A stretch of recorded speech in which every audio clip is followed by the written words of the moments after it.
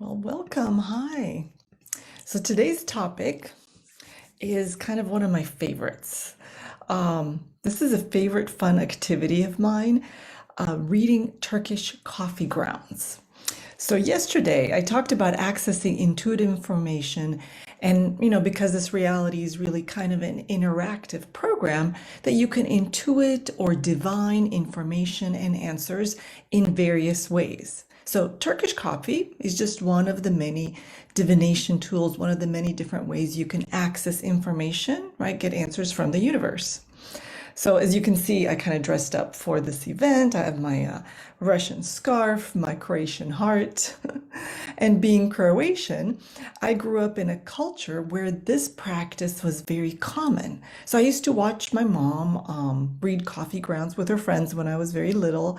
And a lot of my friends did that. I have a very close friend when I was young, Yelena. She was amazing. She was so gifted at reading coffee. She definitely had some very, very intuitive abilities. Some people are a little better than others, of course, but we can all learn. So, as I'm saying, our culture embraces the mystical side of life and the wisdom that's passed down from our mothers and our grandmothers.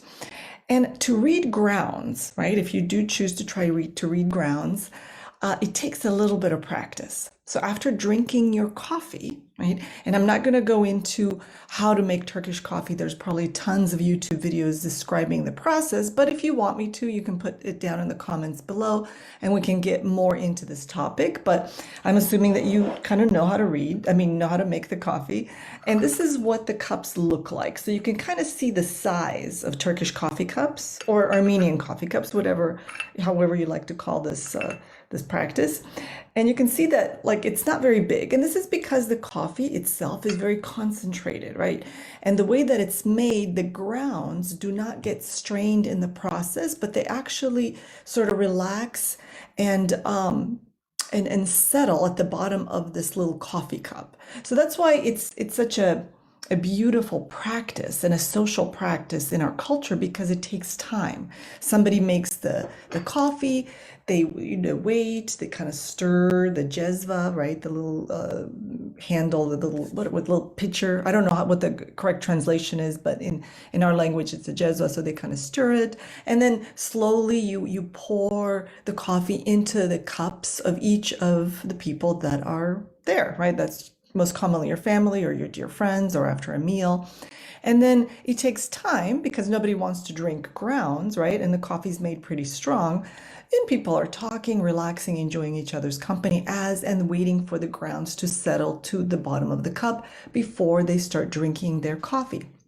And again, the coffee is drank in little teeny sips because it's very concentrated and strong. So again, it encourages communion, encourages taking your time, really enjoying each other's company.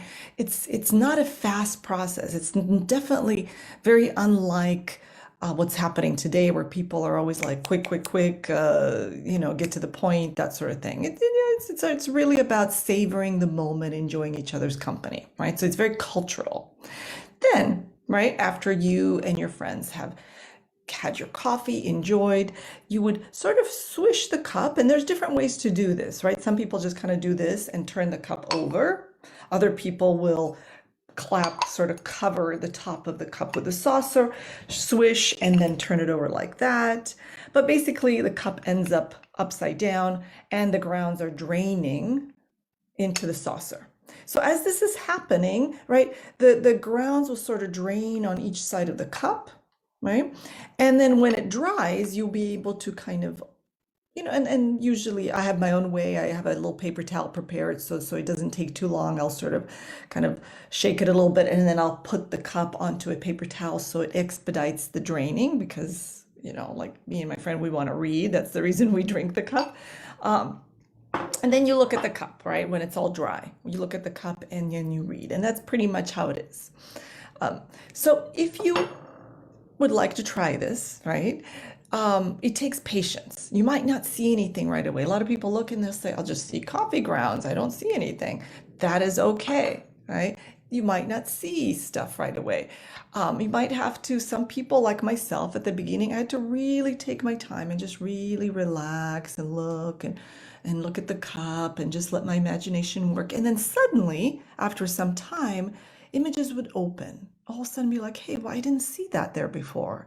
Or now I understand the sequence of these images, right? So it's really individual. We all have our timing, we all have our way. Now that I have a lot more practice, images come to me a lot faster because my brain and my eyes are used to the way that these grounds are talking to me, right? So it's again, it takes patience at the beginning. So I'm going to give you some images. I'm going to share screen here. I'm on Zoom, and I'm going to show you some images of some readings that I have done in the past, so you can kind of see how this manifests, like what images are possible. And I'm going to give you a little bit of a backstory of the images I'm about to show you. So I have a good friend of mine, one of my dear friends, who I read coffee on a regular basis. She's very good at this. She actually really opened a lot of doors for me in that area and helped me deepen my understanding and my interpretation skills. So we get together on a regular basis. I used to live in Los Angeles, so we get together in person, right? I drive to her house, she'd have the whole setup, we'd read, we'd talk. I mean, we'd take hours to do this. Um, Now we do it over Zoom because I live in Texas now. But she is a popular chef in LA, right? So when we did our usual weekly readings back in early March 2020, I'm going to show you what her reading looked like. So hang on a little patience while I share screen so you can see this. All right, so if you see the image, right? So this is like it looks all dark, right? So this looks completely dark. And then you see right here, I don't know if you're following my cursor, a little bell. Very clearly, it's a white bell in the bottom left-hand corner of the cup, right? So what does that mean? So the bell, right, it means ringing this bell of alarm, right? So bells in a cup, so you'll see certain images have certain universal meanings. And a bell is like when you're alerting people to something. Why would a bell be rung? It's like boom, boom, boom, something's happening, pay attention to here. So what this meant is her work at that time, because she worked as a chef, right? She still is a very popular chef, was completely shut down due to the pandemic, right? And this is just weeks before, or maybe 10 days prior to everything shutting down, people really starting to get scared.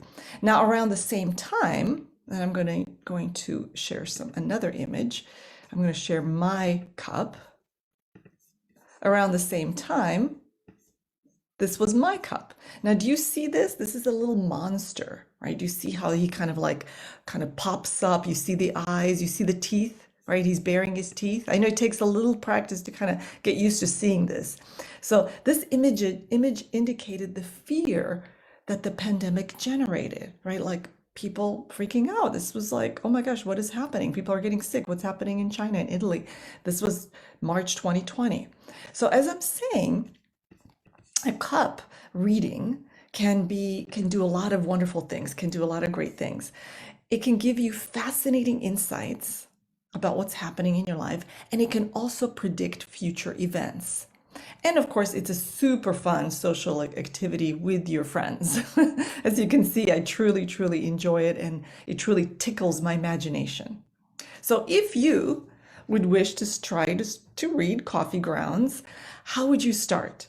Right? So we talked a little bit about how to, after drinking the coffee, how to sort of drain it and kind of how to be patient, wait for the images to sort of drain and dry.